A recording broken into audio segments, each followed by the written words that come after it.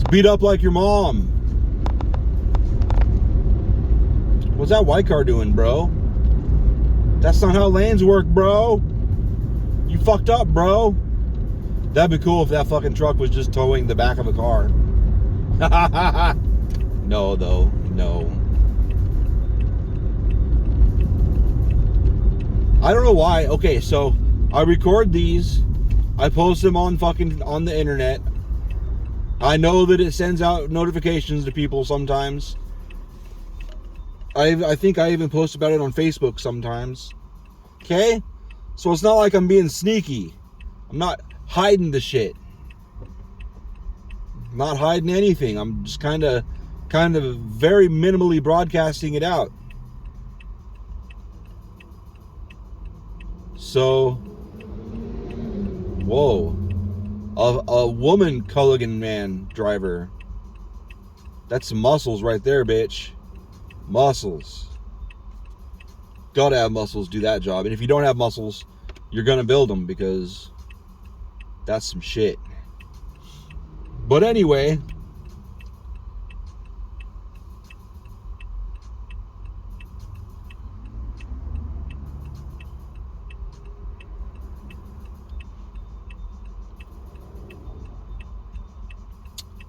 it still weirds me out.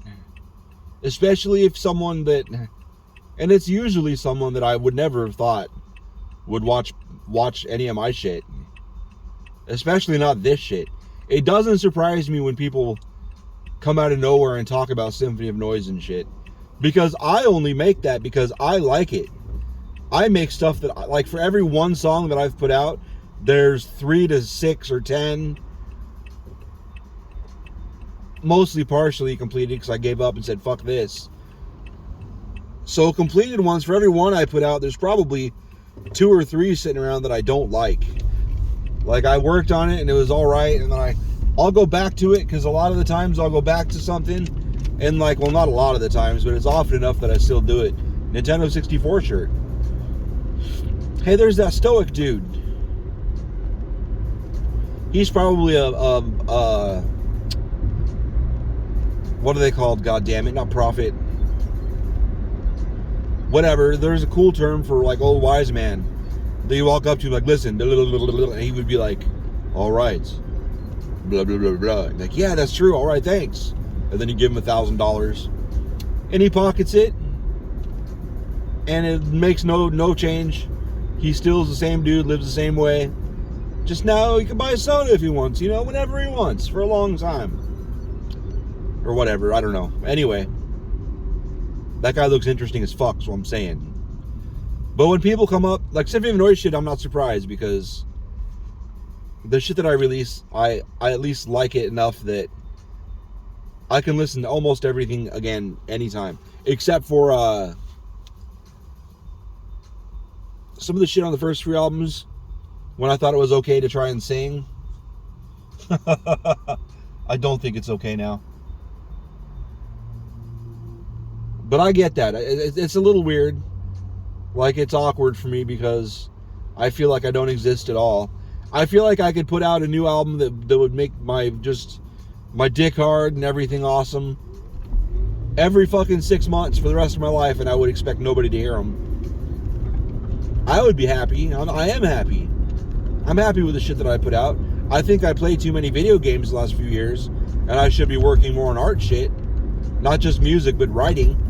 I'm like, I finally figured out how exactly, because I wait until I mull shit over in my head enough for writing books or writing whatever, until I could see it. Like, I didn't start the second one yet, because the beginning, I didn't have the beginning. Like, I had an idea, but there wasn't like a segue, I guess. There wasn't, it was just too stupid. I mean, it wasn't stupid.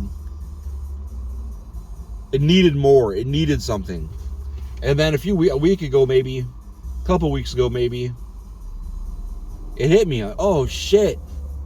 That works. So at the end of the first book, since nobody's ever going to fucking read them, I nuke the world, and then it breaks his heart. And then after I nuked that, Hyundai came out into traffic so fucking beautifully. It was beautiful. Yay for you, Hyundai. If everybody drove like you, we'd be so much better off. It was so smooth. But anyway, the end of the first book, I nuke everything, and the main character just loses his shit and is just having a complete breakdown. And the people he's associated with saved him. And they're like, listen, hey, we can send you back in time, but it's not gonna be the same. There's gonna be little things off here and there. We can try and calculate to get you into one that's as similar as possible, but it may not work. You may not be recognized. And he was like, whatever, do it. And then he goes back and he finds the person he's in love with, and they don't recognize him. So in fact, he scared the shit out of him because of the way he was acting. So, and it wasn't that long before the nukes. So, it wasn't that long before the nukes. I gotta get over somewhere in here. So then this time, since he knows where the nukes are, this time he went towards where the first nuke hit.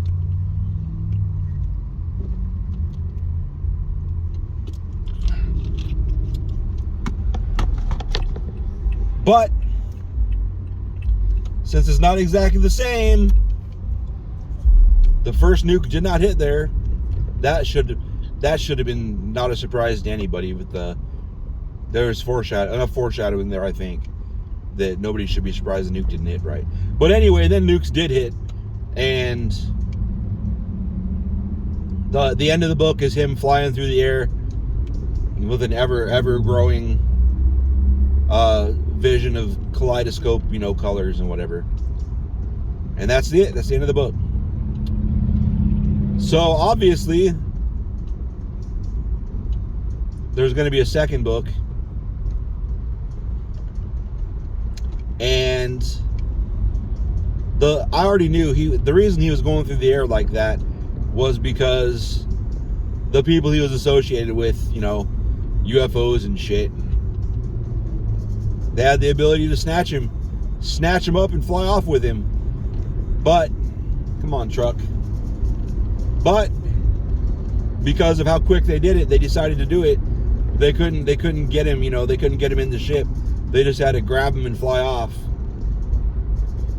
as fast as they could without tearing him to shit, So then the next book, well, that's not explained right away in the so I knew he was going to wake up in that same place he was at that he fell into in the middle of the first book.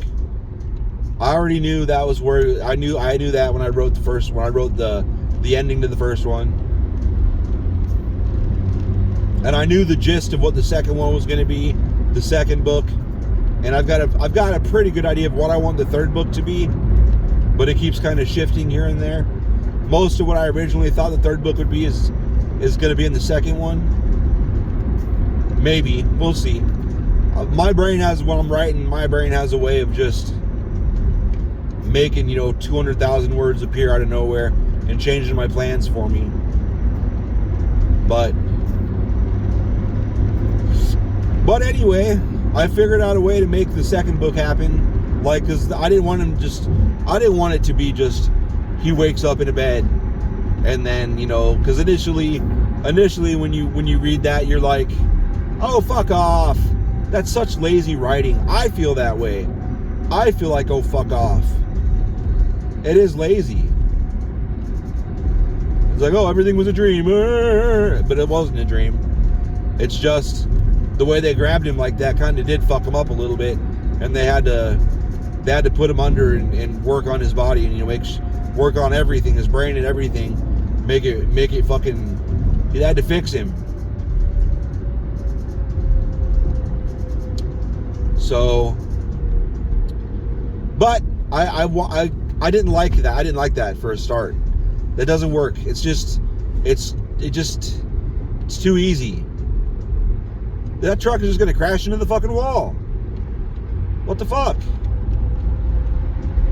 So I figured out how to open it in a way that I really like, actually.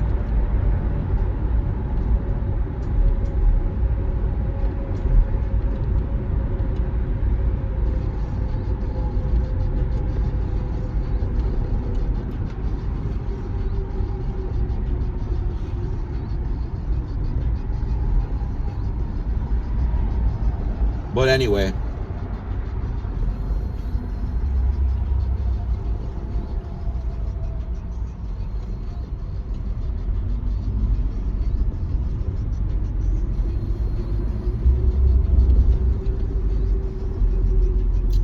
Yeah, there was some of the feedback from that first book. Most of it was really, really positive. But sometimes a couple of the people were like, yo, this is reading your weird fantasies, huh?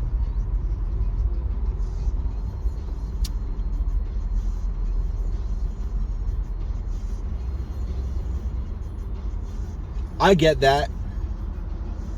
But what didn't happen in that book? Like, all of that was like based on shit from my life. All of it, except for all the sex stuff was based on stuff from my life. Because I've had a ridiculous life. Like, I've had way too much luck. Way too much luck in life. I don't know why. I don't know if it's because at the core of everything, I believe I'm a good person. I always try to, I don't always, because some days it's like, don't talk to me, I don't give a fuck. Well, that's not true. Even on bad days, if something's fucked, like if I look over here and I see something shit's gonna happen, and I can just barely do anything, and fucking, hey, look, I'll do that anyway. I'll still do that. But anyway, shit, that piece of shit that gave my position to, I did so much more than he deserved while I worked there. I should not have gone over things and tried to make sure he knew everything he should have known, which he still didn't. Even though it was one of the things he texted me about. I had showed him again right about when I was leaving, and he still fucking asked me how to do it, son of a bitch. But anyway, that's not the point. But I still showed him, except for the address thing. The other two things, I still told him I remembered how to do it. I shouldn't. I'm way too nice. But anyway, it might be just because I don't know if I'm a pushover. I guess you could argue I'm a pushover. There's definitely an argument there. I am vulgar and crass and sarcastic, and I know that's off-putting to a lot of people, but I don't give a fuck, because 99% of the people, it's not, if you look at the context, it's not attacking anybody. It's just I joke too much. That's all it is. It's joke too much and I embrace profanity. That's all.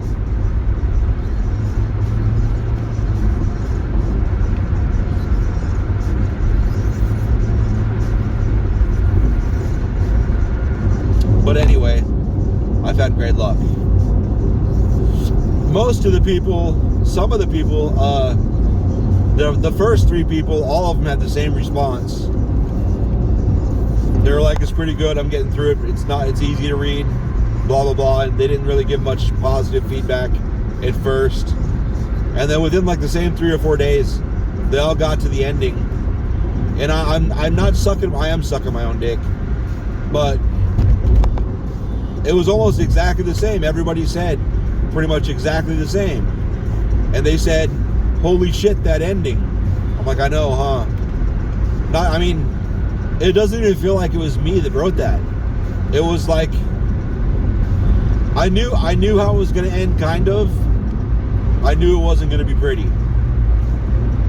I think I always planned for everybody to get nuked, and that was how it was going to end. However, number one, the fact that he was able to get away from there, all of it, the whole thing, that ending just came to me one day. Like the universe is like, here, buddy, you got to finish this. Here you go. And I didn't have to think that much. It just came out. A lot of people say, I mean, there's comedians and fucking writers and artists and shit. A lot of people have said it. It's not just me. Sometimes you just feel like the universe just gives you the shit. Like, I'm not smart enough to come up with this shit. It just was given to me. Like, here you go. Here's this idea. Like, oh shit.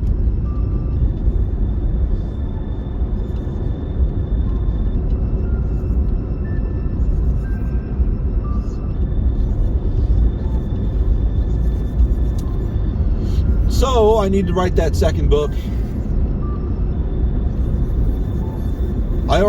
So there's another thing that's related to the second book that is a short story, or a series of short stories. I gotta get over detailing this person. So everything takes place in an alternate history that I call Pondiverse, Pondiverse, like universe except Pondiverse. It's an alternate history. You know, it's like sci-fi. It's like sci-fi alternate history.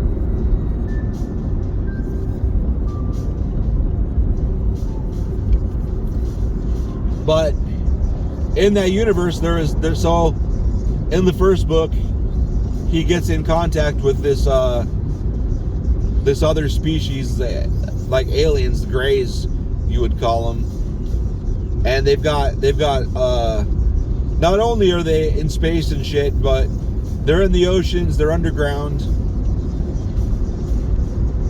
There's a lot of native traditions where they talk about tribes that are still underground, that are always going to be underground, because it's dangerous to live on the surface. And that's a fucking fact. It is dangerous to live on the surface. That's just how it is. I guess I gotta get over again, and I didn't realize it. Because on the surface, shit can just come out of space and just fuck your whole week up. Or your whole life. Or it can kill you. Not just on solid objects, but the fucking sun. The sun could just blow a fucking massive plume of fucking so I forget the word. Sunspot, whatever. The sun can say fuck you and launch a bunch of shit, and it'll fucking hit our atmosphere and fuck up all of our communications and electricity, blow up our fucking power grid, can make us all the satellites done. Everybody, like, it's possible. What the fuck is it called? It's not sunspots. Solar storm, motherfucker. God damn it. I like how in my head, like, I know a lot of shit, but then when it gets to the speech center of my brain, it's like just sitting there looking out the window like, what up? You need something? And then while I'm trying to tell it what I need, it just looks back out the window, and I don't know. Like, you motherfucker, the word. I can visualize it. I can see the graphs. And I can see how it interacts with the fucking magnetosphere. But I can't remember what it's called. Anyway.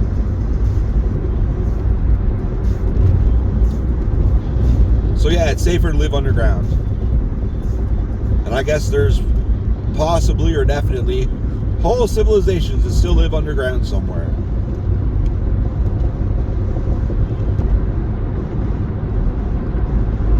Maybe, you know, who knows? Iowa plate. So anyway, there's the story, the short story series, to get all the way back to that, is about a chick that lives down there who's like got more surface human genes in her body than anything down there. And she's just like Ariel, just in love. Well, did I rip off The Little Mermaid? Maybe I did. If Ariel was a nympho, And it's just a big sexual, it starts off like a big sexual escapade, and then it goes dark. As if you've ever lived a life where you get out there and party and fucking shit, dark shit happens. If you can live a life like that, bumping into random people and fucking and partying and whatever, and you don't get any dark shit, you don't get exposed to it, or it doesn't happen to you, you're lucky. Lucky as fuck. Because life isn't pretty. And you let your guard down and do all that crazy shit without vetting and getting to know people and shit, you're gonna come into some fucked up shit. So then she finds, a friend, that makes a friend with somebody, and then things cool out, and then she meets this guy who's rich and takes her out. They go on a little mini vacation, and he spoils her and shit. And then that goes really dark. And then there's some resolution, and then she comes back at the end of the 2 weeks. It's a fun little story. I haven't published most of it, but a lot of graphic fucking. But anyway,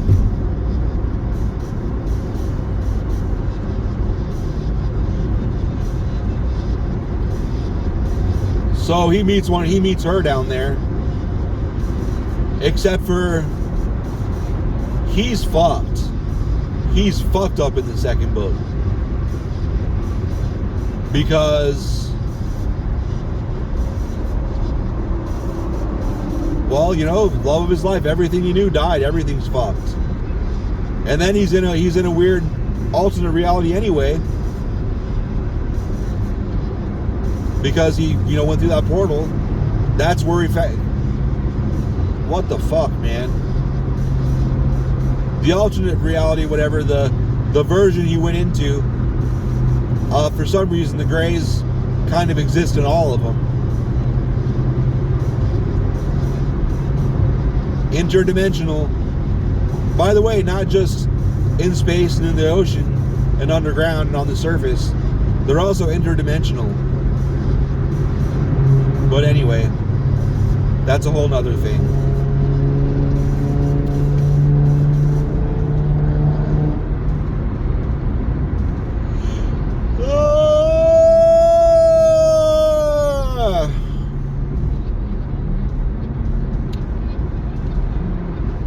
Interdimensional.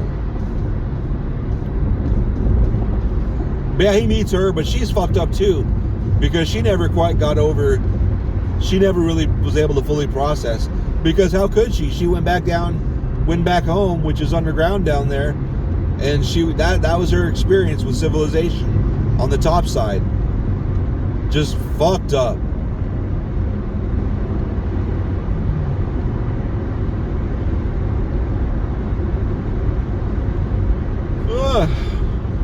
Fucked up. So she never really got to process it. So he is down there, and even in that alternate reality, pretty much the exact same thing happened to her. I don't know. I haven't really figured that out. I guess that all could have happened in that alternate timeline or whatever that he gets into. So then he bumps into her there, and she's able to fucking get resolution talking to him, because he's from up there and has 30 years of experience in his life dealing with the surface bullshit. But anyway, and then the third book, they go up to the surface together. She just leaves.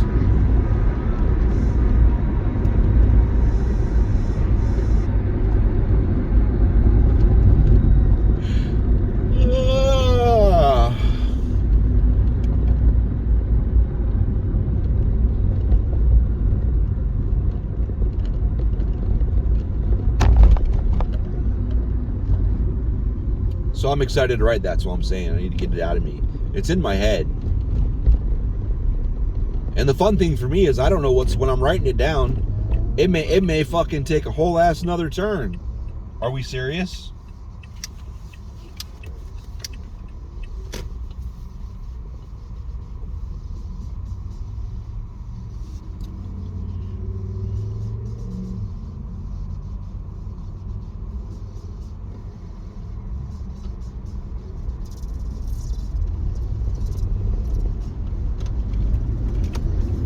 didn't really mean to do that. But anyway,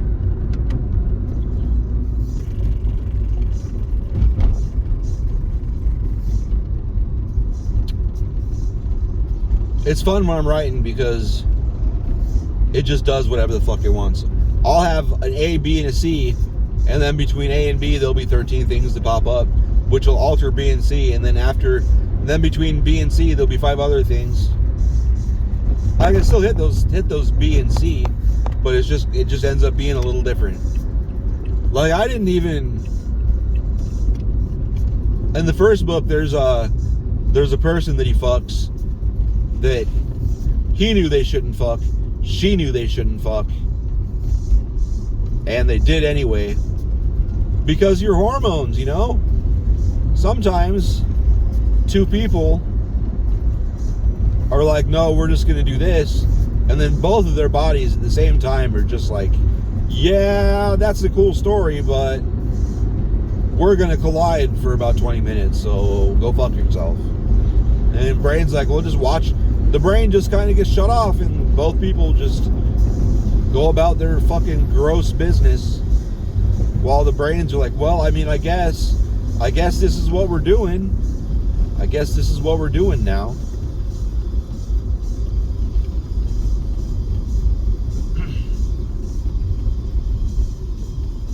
Sounds rapey, doesn't it?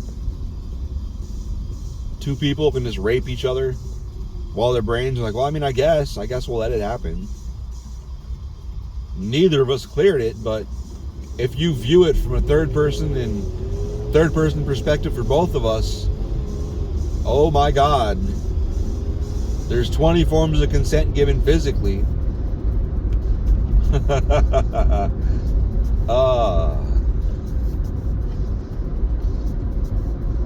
But that whole thing with her dad and all that, and yeah, that came out of nowhere. But it works because I know the layout. I know that whole area. I know the topography, and I know all the trails going down between houses, and all of the fucking underground, all the tunnels for pipes and shit.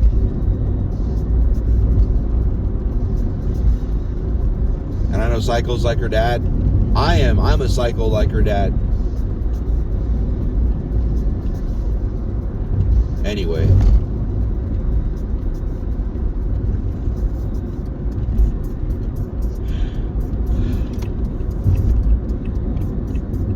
That entryway and living room sex happened pretty much verbatim. That was a good day. But we didn't actually get caught in real life. I mean, somebody might have, you know, picked up on it after the fact. She might have got in trouble, but I never heard about it. I don't know. I'm lucky I didn't get 100 people pregnant through the course of my life. Maybe I did. Maybe I did. I don't know. But anyway, it's Wendy's time. Because I'm a fat and the wife's a fat and we're all fat. So, peace out, Girl Scout.